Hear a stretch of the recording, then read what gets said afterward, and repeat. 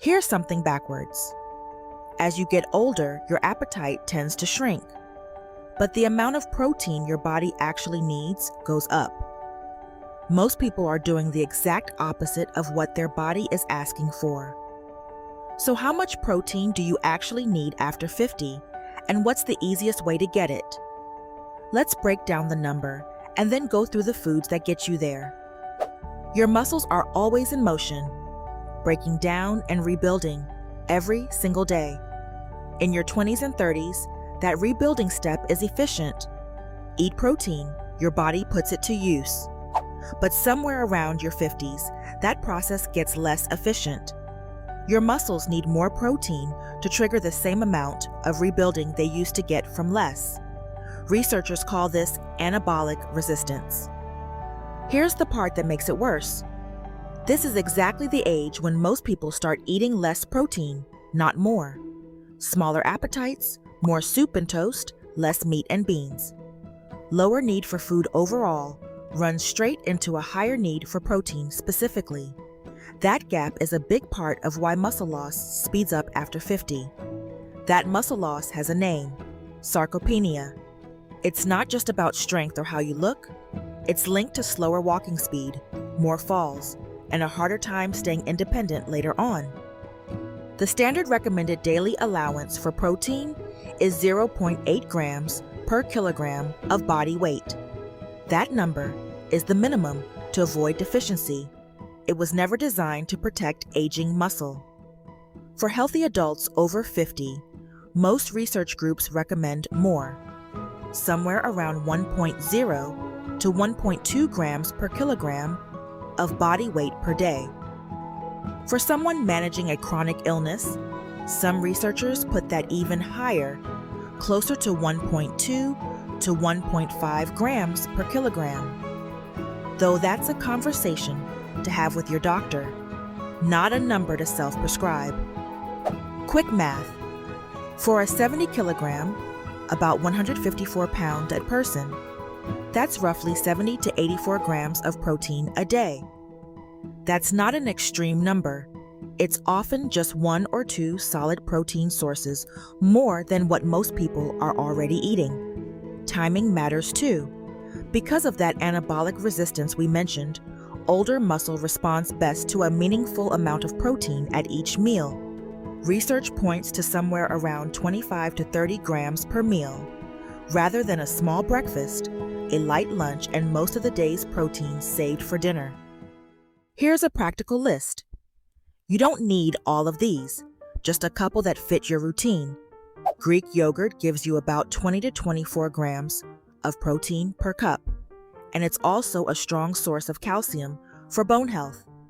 Cottage cheese has about 28 grams per cup, making it a good option if you want a low-effort, no-cook source. Eggs have about 6 grams each, so 2 to 3 eggs gets you 12 to 18 grams, and they're easy to prepare and budget-friendly. Salmon or other fish gives you about 22 grams per 3 ounces and also brings in omega-3 fats. Chicken breast has about 26 grams per 3 ounces, making it one of the most concentrated sources by weight. Lentils, cooked, give you about 18 grams per cup, and they're a strong plant-based option that's also high in fiber. Chickpeas, cooked, have about 14.5 grams per cup, and they're easy to add to soups and salads. And tofu gives you about 10 grams per half cup, with a neutral flavor that works in almost anything. One thing worth saying clearly: protein alone isn't the whole story. The research on this is consistent. Protein plus some form of resistance or strength activity builds and holds onto muscle far better than either one alone. You don't need a gym membership. Body weight exercises and resistance bands count. A few ways to start without overhauling anything. First, roughly estimate your target. Take your body weight in pounds, divide by 2.2, then multiply by 1 to 1.2. That gives you a daily gram target in the range most research supports for healthy adults. Next, Pick one meal that's currently low in protein, often breakfast, and add one item from the list above. Try to spread protein across the day instead of saving most of it for dinner. And if you have kidney disease, are on dialysis, or manage another condition affecting protein metabolism, talk to your doctor before increasing your intake. You don't have to overhaul your whole diet this week. Adding one solid protein source to a meal or two is a real, meaningful step.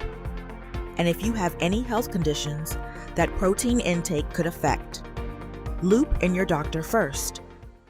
There's a reason protein gets taken this seriously in nutrition science, and it traces back to a doctor named Cicely Williams. In 1935, working in what's now Ghana, she kept seeing toddlers with swollen bellies, skin sores, and hair that had changed color, almost always right around the time a new baby arrived in the family. She figured out what was happening. These children were being weaned off breast milk, their main protein source, and switched to starchy foods that had almost none.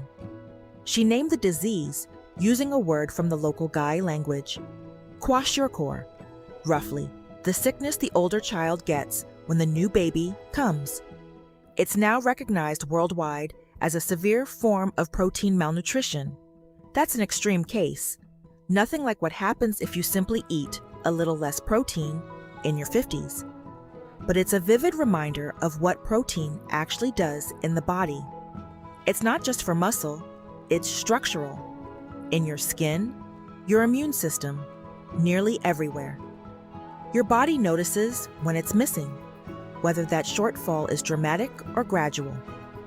But don't worry, you're nowhere near where Cicely Williams' patients were in 1935. She was working without modern nutrition science, in a place with genuinely limited food options. You have a grocery store, and now you have the list. The gap between where you are and where you need to be is usually smaller than it feels. You don't have to overhaul your whole diet this week. Adding one solid protein source to a meal or two is a real, meaningful step.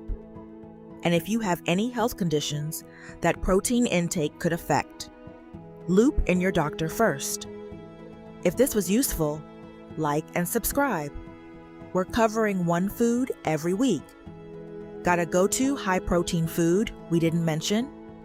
Drop it in the comments. And if you want to support the channel, check out our merch or send a super thanks. Every bit helps. Thanks for watching, and see you in the next one.